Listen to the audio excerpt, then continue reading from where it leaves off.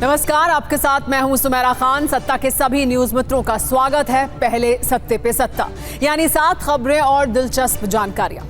आज पहले आपको नासिक में एक अवैध दरगाह पर आधी रात हुआ धुआंधार बवाल दिखाएंगे, जिसे तोड़ने का विरोध करने के लिए 400 पत्थरबाज पुलिस वालों पर टूट पड़े। हालांकि आज सुबह कैसे प्रशासन ने इन पत्थरबाजों के अरमानों को मिट्टी में मिला दिया, ये देखिएगा।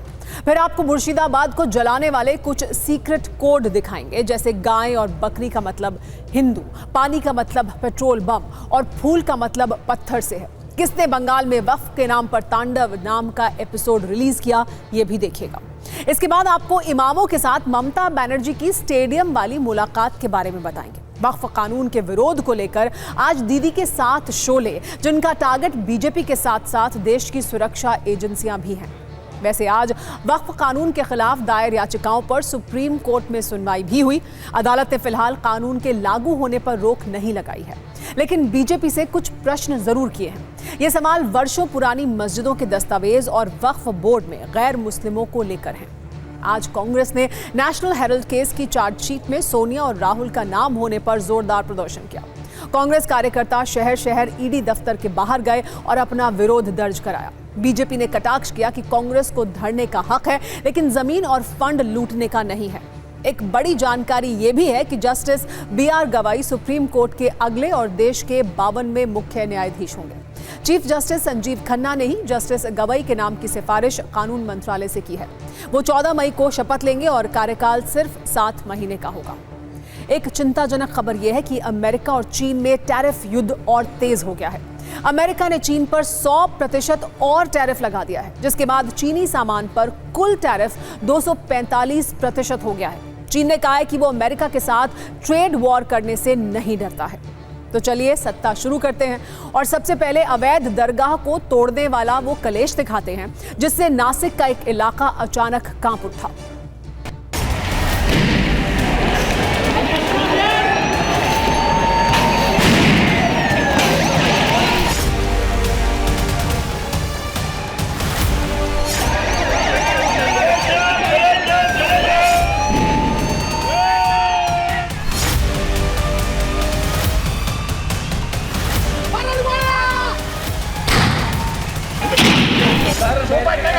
मैं आपको बोला मैं एक बार चुप बैठेगा।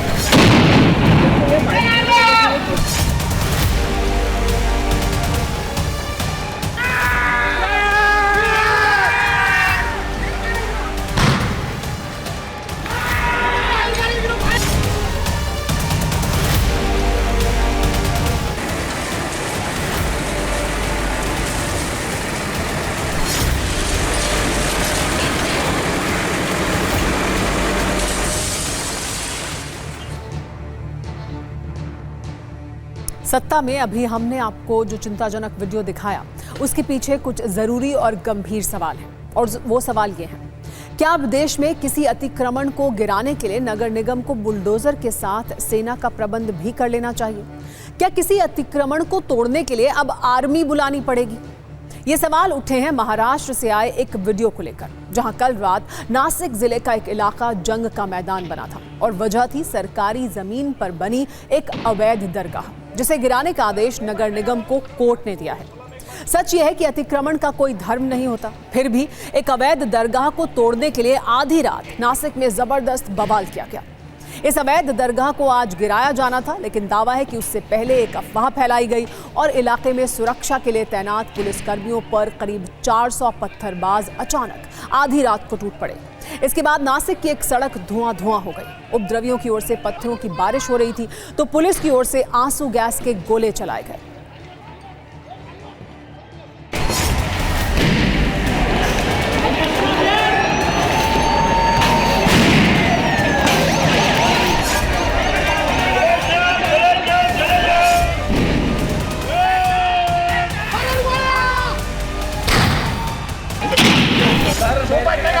मैं आपको बोला मैं एक बार चुप बैठेगा।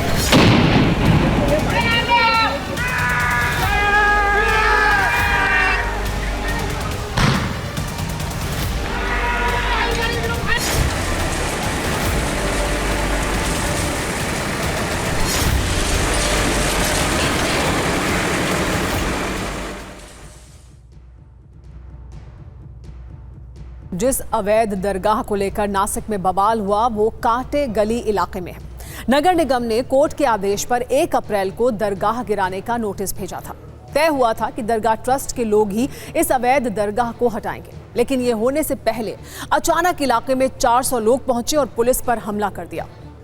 इसके बाद कई घंटे तक नासिक के कांटे गली इलाके में भयंकर कलेश हुआ और जब बवाल थमा तो 2 एसीपी समेत 32 पुलिसकर्मी घायल हो चुके थे। हालांकि आज सुबह कड़ी सुरक्षा के बीच इस अवैध दरगाह को उसके अंजाम तक पहुंचा दिया गया और इसके लिए 2 बुलडोजर लगाए गए, जिन्होंने कुछ ही मिनट के अंदर अवैध दरगाह और पत्थरबाजों के अरमानों को मिट्टी में मिला दिया। और जब ये सब कुछ हो रहा था तो इलाके में भारी सुरक्षा के इंतजाम थे और चप्पे चप्पे पर नजर थी ताकि फिर कोई बवाल न हो सके।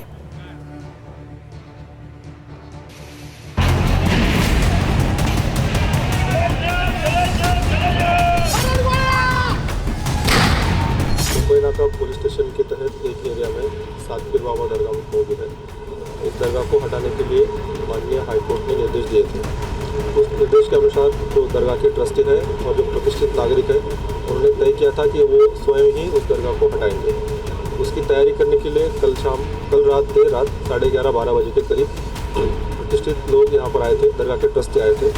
वो दरगाह हटाने की कोशिश कर रहे थे और उसका प्रयत्न कर रहे थे, शुरुआत कर रहे थे। उसी समय उस्मानिया चौक में एक मॉब वहाँ पर आया और मॉब ने इस बात का विरोध किया। उस समय दरगाह के ट्रस्टी और जो प्रतिष्ठित नागरिक हैं उन्होंने उनको समझाने की कोशिश की। उस समय फिर भी मॉब उनकी बात उन्होंने नहीं मानी। सर वो बैठेगा, बोल रहा हूं मैं आपको, बोला मैं एक बात को बैठेगा। उस जगह पर जो मौजूद पुलिस अधिकारी थे, वरिष्ठ अधिकारी थे, उनकी भी बात मॉब ने नहीं मानी और मॉब ने दोनों के ऊपर, मतलब पुलिस अधिकारियों के ऊपर और जो वहाँ पर प्रतिष्ठित नागरिक थे, दरगाह के ट्रस्टी थे, उनके ऊपर पथराव शुरू किया।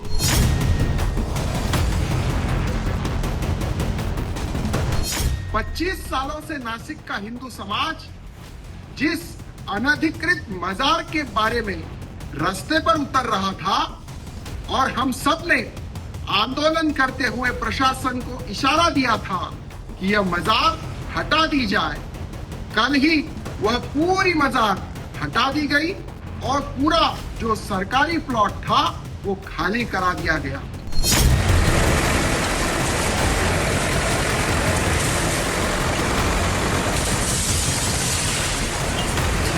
महाराष्ट्र के मुख्यमंत्री श्री देवेंद्र फडणवीस जी का हम अभिनंदन करते हैं और पूरे हिंदू समाज का भी आभार व्यक्त करते हैं, क्योंकि उनके वोटों के कारण ही हिंदुत्ववादी सरकार यह निर्णय कर पाई। वैसे आज देश के हर नागरिक को एक बात नोट कर लेनी चाहिए, अतिक्रमण सिर्फ अतिक्रमण है, फिर चाहे वो मस्जिद, दरगाह, मंदिर या किसी दूसरे धार्मिक स्थल के रूप में किया गया हो। धर्म के नाम पर अगर सरकारी जमीन पर कोई अतिक्रमण किया गया है तो उसे हटाया जाना चाहिए। और इस घटना के पीछे एक सवाल ये भी है, जब सरकारी जमीन पर नगर निगम, प्रशासन और पुलिस की नाक के नीचे कोई अवैध इमारत, मस्जिद या मदरसा खड़ा किया जाता है तो उस वक्त सब गहरी नींद में क्यों चले जाते हैं और इसे तुरंत क्यों नहीं रोका जाता? नासिक में जो अवैध दरगाह गिराई गई उसमें धर्म देखने वालों को आज हम सुप्रीम कोर्ट की एक टिप्पणी भी याद कराना चाहते हैं। जब देश में बुलडोजर एक्शन को लेकर सुप्रीम कोर्ट में सुनवाई चल रही थी तो सर्वोच्च न्यायालय ने कहा था सड़कों से अवैध अतिक्रमण हटना चाहिए, फिर चाहे वो मंदिर हो या दरगाह। अगर वो अवैध है तो वो वहां नहीं हो सकता। भारत एक धर्मनिरपेक्ष देश है और ये निर्देश सभी के लिए हैं, चाहे वो किसी भी धर्म या समुदाय के हो।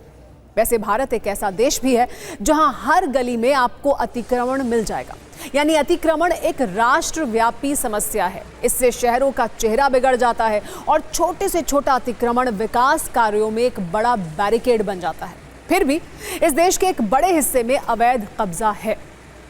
फरवरी 2023 में रेल मंत्री ने राज्यसभा में ये जानकारी दी थी कि रेलवे के पास देश में करीब कुल 4,46,000 हेक्टेयर जमीन है और इसमें से करीब 782 हेक्टेयर पर अतिक्रमण है। इसी तरह पूरे देश में मौजूद वन विभाग की करीब 7,389 वर्ग किलोमीटर जमीन पर अवैध कब्जा है, जो देश के एक राज्य सिक्किम जितनी जमीन है। जबकि देश में रक्षा विभाग की 3,778 हेक्टेयर जमीन पर अतिक्रमण है। वर्ष 2021 में राज्यसभा में सरकार ने यह माना था कि देश में रेलवे स्टेशन परिसर में 179 अवैध धार्मिक स्थल हैं और ये अतिक्रमण मंदिरों, मस्जिदों और दरगाहों के रूप में किया गया है। फिर भी अतिक्रमण के नाम पर कभी सड़कों और रेलवे पटरियों पर मज़ारें बना ली जाती हैं तो कभी मंदिर, और इस व्यवस्था पर चोट करना बहुत जरूरी है। सत्ता में अब बात करते हैं वक्फ कानून पर छिड़े राजनीतिक युद्ध की, जो व्यक्तिगत हमलों से धीरे धीरे और भी विस्फोटक हो रहा है। वैसे तो इस युद्ध में कई चेहरे हैं, कई तीखे बयान हैं, लेकिन सबसे ज्यादा चर्चा हो रही है पश्चिम बंगाल की मुख्यमंत्री ममता बनर्जी और यूपी के मुख्यमंत्री योगी आदित्यनाथ के बीच जंग की। ममता बनर्जी पहले ही ऐलान कर चुकी हैं कि वो पश्चिम बंगाल में वक्फ कानून को लागू नहीं होने देंगी। आज इस मसले पर उन्होंने मस्जिद के इमामों और मुस्लिम समाज के लोगों के साथ मुलाकात की। इस दौरान उन्होंने सीएम योगी पर जवाबी हमला भी किया। कल सीएम योगी ने कहा था कि बंगाल जल रहा है। राज्य की सीएम ममता बनर्जी दंगाइयों को शांति दूत कहती हैं, लेकिन जो लोग केवल बल को समझते हैं वो शब्दों को नहीं सुनेंगे। इसके जवाब में आज ममता बनर्जी ने योगी का नाम लेकर जवाब दिया और कहा कि यूपी के सीएम योगी बड़ी बड़ी बातें कर रहे हैं, वो सबसे बड़े भोगी हैं। महाकुंभ में कई लोगों की जान चली गई, उत्तर प्रदेश में मुठभेड़ों में कई लोग मारे गए। योगी लोगों को रैलियां नहीं निकालने देते हैं। आप सुनिए कैसे संसद से पारित एक कानून पर देश के 2 राज्यों के मुख्यमंत्री आमने सामने हैं। आप देख रहे होंगे बंगाल जल रहा है, वहां की मुख्यमंत्री चुप है, दंगाइयों को शांति दूत कहती है। अरे लातों के भूत बातों से कहां मानने वाले हैं। लेकिन सेकुलरिज्म के नाम पर इन लोगों ने दंगाइयों को दंगा करने की पूरी छूट दे रखी है। जोगी बड़ो बड़ो बात कर रहा है, सबसे बड़ा भोगी है। महाकुंभ में कितना लोगों का मौत हुआ, कितना लोगों ने इंजर्ड हुआ, कोई लिस्ट ऑफ पब्लिकली दिया नहीं दिया। बड़ा बड़ा बात करते हो, कितने एनकाउंटर में मैं मारा, एक भी में रैली किसी को नहीं करने देते, एक भी मिছিল नहीं करने देते, लोगों को डर दिखा के रख दिया। लोगों ने एक रैली भी नहीं कर सकता है। जमीन के नाम पर जो लूट थी वह रुकने वाली है और उसले इन लोगों को परेशानी है। परेशानी इस बात को लेकर के कि अब गुर्गे खाली हो जाएंगे।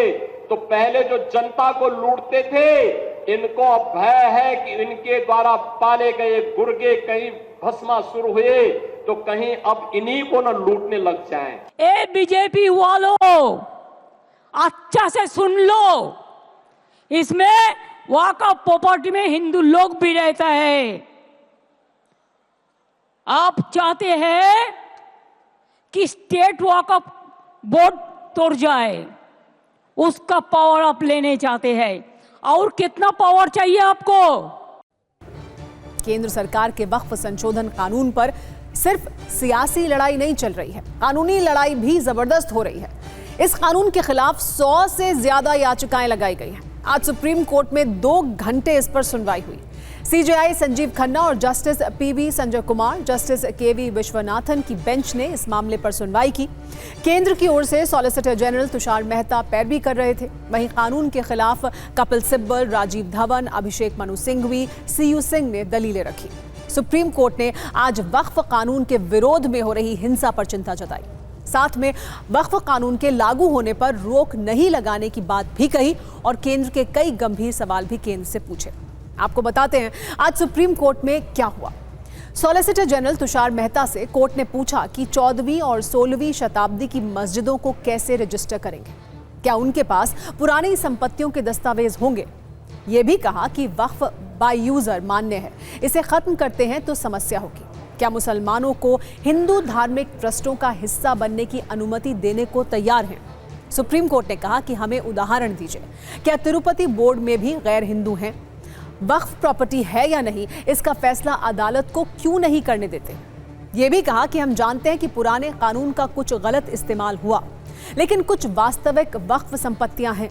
इस पर सॉलिसिटर जनरल ने कहा कि वक्फ का रजिस्ट्रेशन हमेशा अनिवार्य रहेगा। 1995 के कानून में भी ये जरूरी था। अगर वक्फ का रजिस्ट्रेशन नहीं हुआ तो जेल जाना होगा। वक्फ कानून के खिलाफ कपिल सिब्बल ने दलीलें दी। उन्होंने कहा कि केवल मुस्लिम ही बोर्ड का हिस्सा हो सकते हैं, हिंदू भी बोर्ड का हिस्सा होंगे। ये अधिकारों का हनन है। 20 करोड़ लोगों का अधिकार छीना जा रहा है। विवाद की स्थिति में सरकारी ऑफिसर जांच करेगा, ये असंवैधानिक है।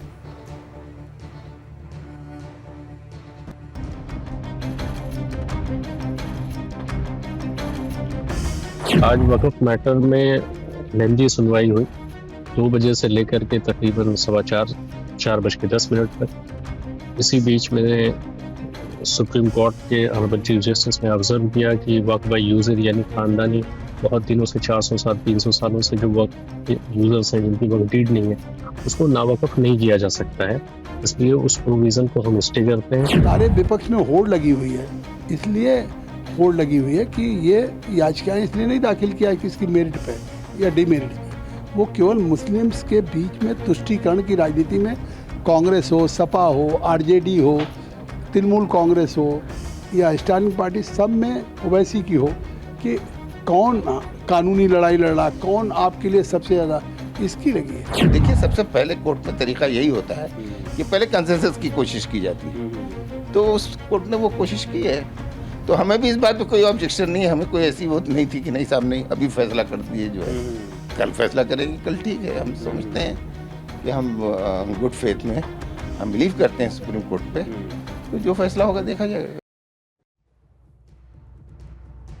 सत्ता में अब बात करते हैं भाषा पर सुप्रीम कोर्ट की सांस्कृतिक टिप्पणी की, जिसमें सभ्यता वाला संचार भी है और गंगा जमुनी तहजीब वाला विचार भी है। दरअसल सुप्रीम कोर्ट में एक याचिका आई थी जिसमें महाराष्ट्र के एक नगर परिषद के साइन बोर्ड पर उर्दू के इस्तेमाल को चुनौती दी गई थी।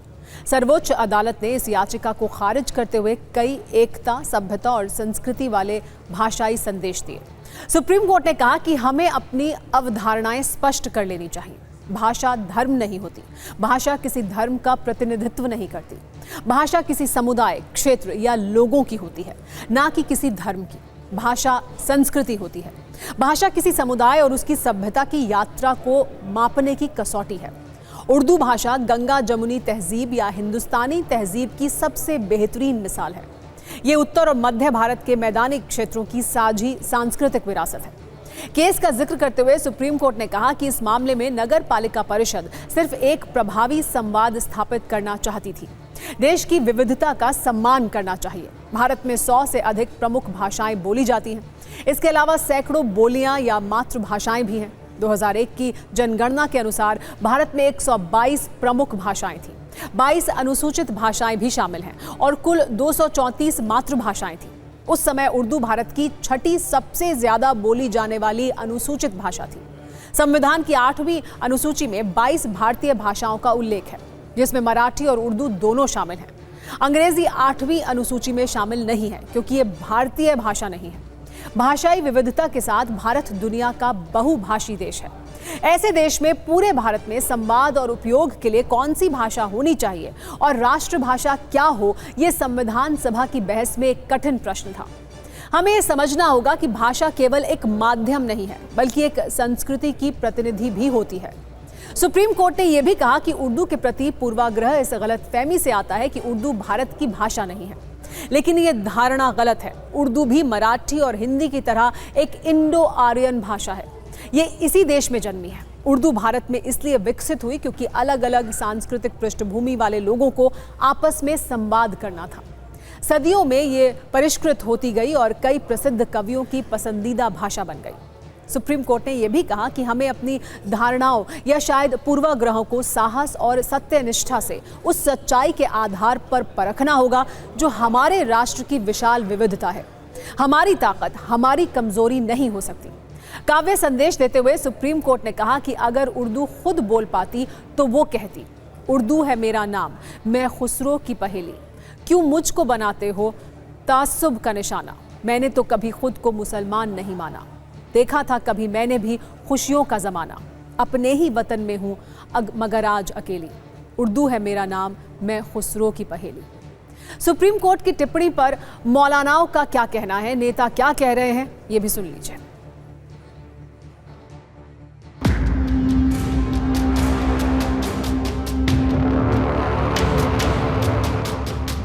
भारतीय जनता पार्टी, उनसे जुड़े हुए संगठन, उनसे जुड़े हुए लोग जो इसका दुष्प्रचार करते थे, उर्दू को लेके उस भाषा को विदेशी भाषा बताने का काम करते थे, उनको आज देश की सबसे बड़ी अदालत के फैसले के बाद झटका भी लगा होगा, क्योंकि वो लोग भाषा के माध्यम से हिंदू मुसलमान, मंदिर मस्जिद की राजनीति करना चाहते थे, बंटवारे की राजनीति करना चाहते थे। जी, उर्दू पूरी तरह से हिंदुस्तान की, भारत की भाषा है, भारत में उपजी हुई भाषा है, भारत में पली बढ़ी हुई भाषा है।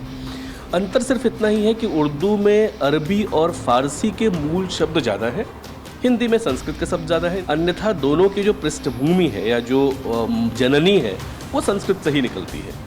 इसके पहले बहुत सारे भाषाविदों का ये मानना है कि सौरसैनी, जो पूर्वी सौरसैनी है, उससे उर्दू जन्मती है। कुछ लोग कहते हैं कि ब्रज भाषा उर्दू की मातृभाषा के रूप में बनती है और वहाँ से उर्दू का जन्म होता है। कोर्ट का ये फैसला है कि तारीख़ी और ऐतिहासिक और हिस्टोरिकल फैसला खासकर उर्दू के नुक्ते नज़र से, और ऑनरेबल जजेस ने जो ये बात कही है कि उर्दू इसी सरजमीन की लैंग्वेज है, इसी सरजमीन की भाषा है और इसकी हम सबको कदर करनी चाहिए।